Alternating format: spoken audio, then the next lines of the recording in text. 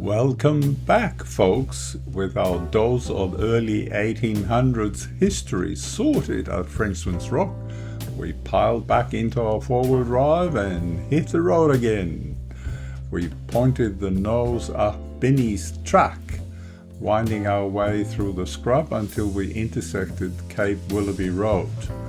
We are in the process of finding our feet on the island's road network now, heading back towards the outskirts of Penneshaw. So instead of heading back into town for a pub lunch just yet, we took a sharp left onto Hog Bay Road.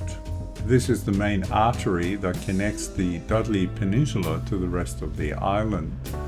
It's a beautiful drive, but this time we are climbing up again, hunting for one very specific vantage point.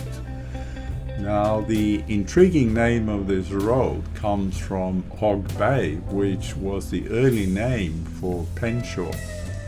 The bay got its original name because French and English seal hunters released pigs onto the peninsula in the early 1800s. To breed and act as a reliable food source just in case they became shipwrecked sailors. Well, that's thinking far ahead, I reckon. I don't know why they couldn't eat the kangaroos though. Well, at last we get to the Penneshaw Lookout. We pull up the handbrake because this view is an absolute stunner. From up here on the ridge, you get a massive uninterrupted look back across Baxter's Passage towards the mainland. You can clearly see the rugged cliffs of Cape Jervis where we woke up this morning. If you time it just right like we did, you can look down and see one of the giant sailing ferries making its 45-minute journey across the strait.